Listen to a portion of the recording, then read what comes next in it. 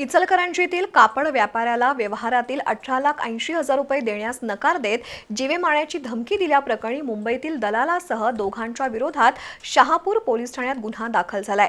राकेश कुमार जैन आणि महावीर मुंदडा अशी त्यांची नावे आहेत। इचलकरंजीतील राधाकृष्ण परिसरात राहणारे मनीष काबरा यांचा कापड उत्पादन आणि कापड खरेदी विक्रीचा व्यवसाय आहे। ते धनलक्ष्मी टेक्सफॅब या फर्मद्वारे कापड व्यवसाय करतात।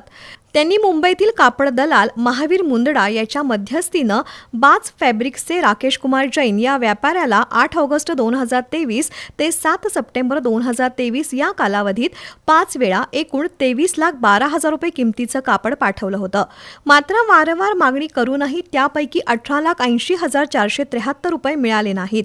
या संदर्भात काबरा यांनी वेळोवेळी फोनद्वारे आणि समक्ष भेटून रकमेची मागणी केली असता पैसे मागितल्यास जीवे मारण्याची धमकी राकेश कुमार जैन यानं दिली। त्यामुळे फसवणूक झाल्याचं लक्षात येताच काबरा यांनी पोलीस उपाधीक्षकांकडे 22 मे 2026 रोजी धाव घेतली होती। त्यांच्या तक्रार अर्जाची शहानिशा करून काबरा यांच्या फिर्यादीनुसार जैन आणि मुंदडा यांच्या विरोधात शहापूर पोलीस ठाण्यात फसवणुकीचा गुन्हा दाखल झालाय।